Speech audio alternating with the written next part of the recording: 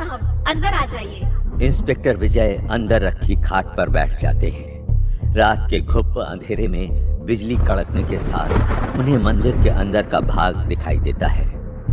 मंदिर के खंभे जगह जगह से टूटे हुए थे और उसकी दरारों के अंदर से पौधे और घास उग गए थे। इस उजाड़ में आप अकेली कैसे रह लेती हैं? मंदिर कभी उजाड़ नहीं होते साहब।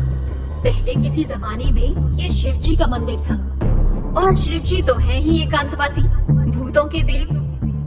मैं तो बचपन से ही यहीं रहती आई हूँ। माता पिताजी तो बचपन में ही गुजर गए थे। तब से एक अनाथ आश्रम में पली बढ़ी हूँ और इस मंदिर की पुजारिन भी हूँ, जिससे आप उजाड़ कह रहे हैं। तभी तेज गरज चमक के साथ आंधी बारिश शुरू हो जाती है। इंस्पेक्टर विजय आसपास देखने लगते हैं। डरिए नहीं, इस मंदिर को कुछ नहीं होगा। ये शिव जी का मंदिर है और वो तो स्वयं प्रलय है। भला ये आंधी तूफान इस मंदिर का क्या बिगाड़ लेंगे। आप निश्चिंत होके बैठिए, ये लीजिए पानी। विजय को अब भी ये घटनाएं आश्चर्यचकित लग रही थी। उस औरत का यूं उजाड़ में उन्हें ढूंढ लेना और उसका रहस्यमयी ढंग से बात करना, ये सब उनके मन को थोड़ा अशांत कर रहा था। क्या सोच रहे हैं साहब? यही ना कि मैं कौन हूँ? कहीं इस पुराने मंदिर की आत्मा या तो नहीं? अरे नहीं, मैं एक पढ़ा लिखा इंसान और ऊपर से एक पुलिस वाला। मुझे इन सब बातों पे रत्ती भर भी यकीन नहीं है।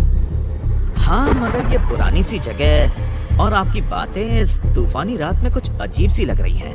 वो रहस्यमयी औरत हंसते हुए बोलती है। साहब, ये दुनिया बहुत ही अजीब है, पर इस दुनिया की तरह मैं अजीब नहीं हूँ। हम जो अक्सर देखते हैं उस पर ही यकीन कर बैठते हैं, तभी हमें वो अजीब नहीं लगता। जैसे मेरे लिए ये जगह अजीब नहीं है क्योंकि मैं यहाँ बस चुकी हूँ, लेकिन आपको ये सब अजीब लगना जायज है।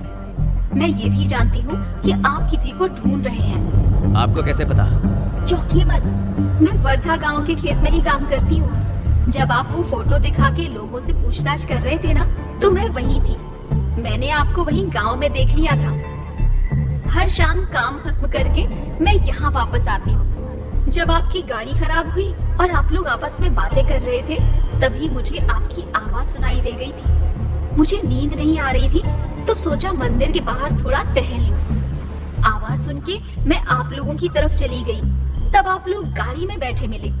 उस औरत की आवाज में सच्चाई थी, पर विजय को फिर भी उसकी बातों पे विश्वास नहीं हो रहा था। लीजिए गरम चाय। अरे, आपने तो चाय भी बना ली। पूरा इंतजाम कर रखा है आपने यहाँ। शुक्रिया आपका। इस सर्द मौसम में एक कप चाय ही मिल गई, थोड़ी राहत तो मिलेगी। एक बात बोलूं बाबूजी? जी बोलिए। आप जिसे ढूंढ रहे हैं उसकी जानकारी आपको सीतापुर में मिलेगी।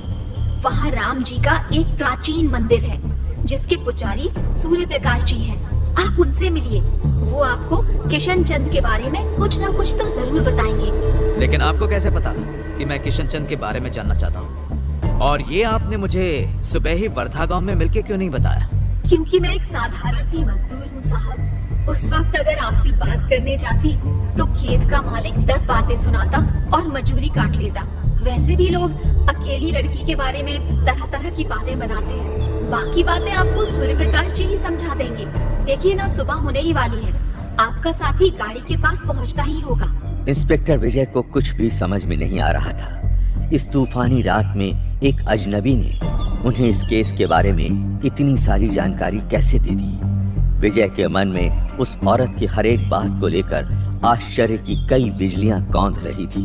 आप मेरी बातों से इतना हैरान मत होइए। कभी कभी हमारे साथ कुछ अप्रत्याशित घटनाएं होती हैं, जो किसी स्वप्न से कम नहीं होती। आप बस सीतापुर के लिए निकल जाइए। ईश्वर ने चाहा तो आपको आपके सारे सवालों के जवाब मिल जाएंगे। और हाँ, कुछ बातों पे यकीन करना सीख लीजिए बाबूजी। आखिर क्या था सीतापुर का वो राज जो ये औरत जानती थी? कहानी जारी रहेगी।